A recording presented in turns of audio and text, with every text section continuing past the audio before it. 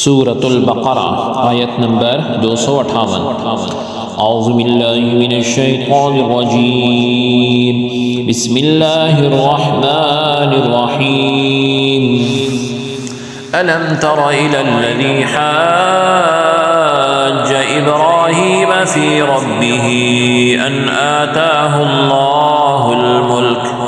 إذ قال إبراهيم ربي الذي يحيي ويميت قال أنا أحيي وأميت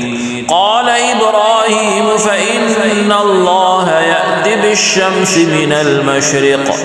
المشرق فأت بها من المغرب فبهت الذي كفر والله لا يهدي القوم الظالمين۔ لفظ ترجمہ ہے کیا لم نہیں ترا دیکھا تم نے الا طرف الذی اس کے جو حاجہ جھگڑا ابراہیم علیہ السلام سے فی متعلق ربی رب ہی اس کے ان کے آتا دیا ہو اس کے اللہ اسے اللہ رب العزت نے الملکہ بادشاہی اس جب قالا کہا ابراہیم نے ربی رب یا میرا الذی جو یحیی زندہ کرتا ہے وا اور یمیتو مارتا ہے قالا اس نے کہا انا میں احیی زندہ کرتا ہوں وا اور امیتو مارتا ہوں قالا کہا ابراہیم علیہ السلام نے فاتو انا بے شک اللہ رب العزت یاتی لاتا ہے بالشمسی سورج کو من سے المشرقی مشرق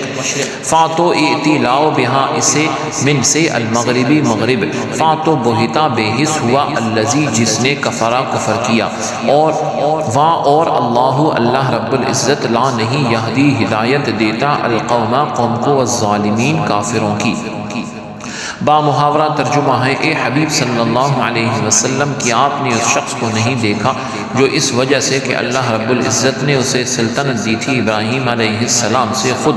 اپنے رب ہی کے بارے میں جھگڑا کرنے لگا۔ جب ابراہیم علیہ السلام نے کہا میرا رب وہ ہے جو زندہ بھی کرتا ہے اور مارتا بھی ہے تو جواباً کہنے لگا میں بھی زندہ کرتا ہوں اور مارتا ہوں۔ ابراہیم علیہ السلام نے کہا بے شک اللہ رب العزت سورج کو مشرق کی طرف سے نکالتا ہے تو اسے مغرب کی طرف سے نکال لا سو وہ کافر دہشت زدہ ہو گیا اور اللہ رب العزت ظالم قوم کو حق کی راہ نہیں دکھاتا۔ آیت کی تفسیر میں فرمایا گیا حاج ابراہیم فی ربہ، ابراہیم علیہ السلام سے اس کے رب کے بارے میں جھگڑا کیا۔ گزشتہ آیت میں نور اور تاریکی والوں کا بیان ہوا تھا، اب انہی کی مثال بیان کی جا رہی ہے۔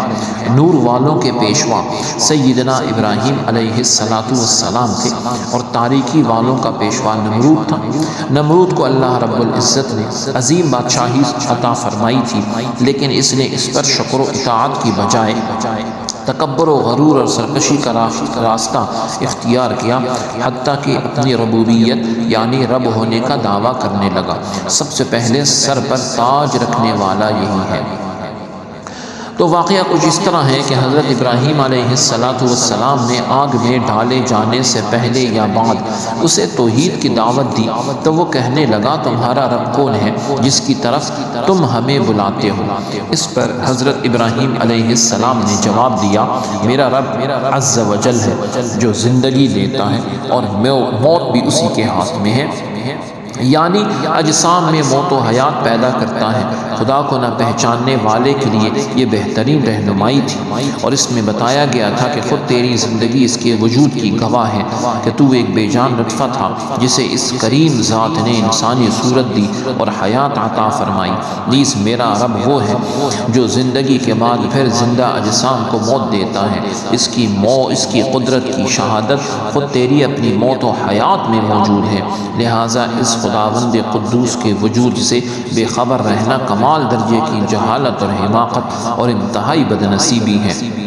یہ دلیل ایسی زبردست تھی کہ اس کا جواب نمرود سے نہ بن پڑا، اس خیال سے کہ مجمع کے سامنے اس کو لاجواب اور شرمندہ ہونا پڑتا ہے۔ اس نے خواہ مخواہ کی بحث شروع کر دی۔ چنانچہ نمرود نے 2 شخصوں کو بلایا، ان میں سے ایک کو قتل کر دیا، دوسرے کو چھوڑ دیا، اور کہنے لگا میں بھی زندہ کرتا اور موت دیتا ہوں، یعنی کسی کو گرفتار کر کے چھوڑ دیتا، اس میں چھوڑ دینا اس کو زندہ کرنا ہے۔ یہ اس کی نہایت احمقانہ بات تھی۔ کہاں قتل کرنا اور چھوڑنا اور کہاں موت و حیات پیدا کرنا؟ قتل کیے ہوئے شخص کو زندہ کرنے سے عاجز رہنا اور بجائے اس کے زندہ کو چھوڑ دینے کو جو ہے زندہ کرنا، یہ کہنا ہی اس کی ذلت کے لیے کافی تھا۔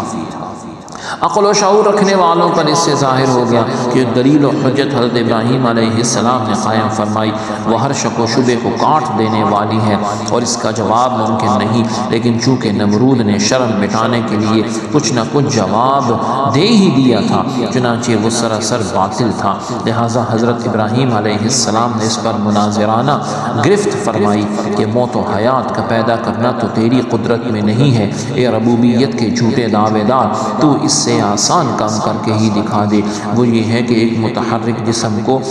حرکت میں بدل دے،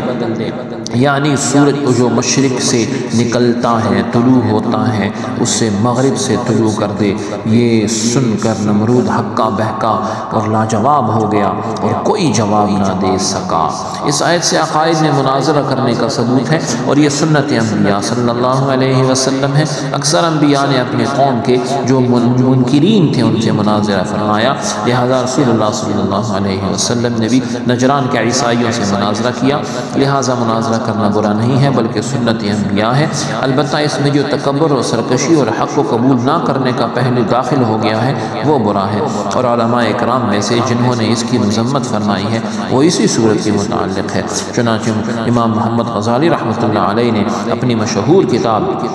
احیاء العلوم میں مناظرے کے بارے میں اسی طرح کی چند اہم باتیں سمجھاتے ہوئے ارشاد فرماتے ہیں کہ جو مناظرہ غلبہ حاصل کرنے، دوسروں کو لاجواب کرنے، اپنے فضل و شرف کو عزت کو ظاہر کرنے، لوگوں کے سامنے منہ کھول کھول کر باتیں کرنے، فخر و تکبر، فخر ہے، تکبر ہے، غرور ہے، دوسروں کو ذلیل کرنا ہے، وہ غرض ہو اور مقصد ہو مناظرے کا، وہ اللہ رب العزت کے نزدیک تمام بری عادتوں کا منبع ہے، مجموعہ ہے، اور اللہ رب العزت کے دشمن شیطان کے نزدیک قابل تعریف ہے۔ باطنی برائیوں مثلا تکبر ہے، خود پسندی ہے، حسد ہے، بغض ہے، پاک باز بننے اور حب جاہ وغیرہ کے ساتھ مناظرے کو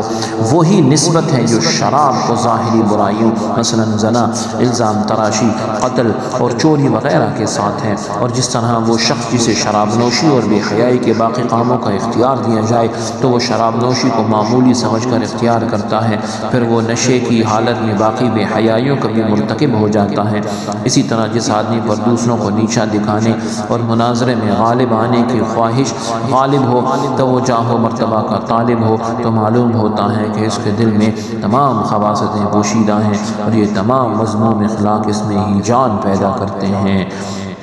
یہ بھی یاد رہے، علماء نے یہ بھی فرمایا کہ عقائد و نظریات ہیں اور معمولات اہل سنت ہیں اور دینی مسائل میں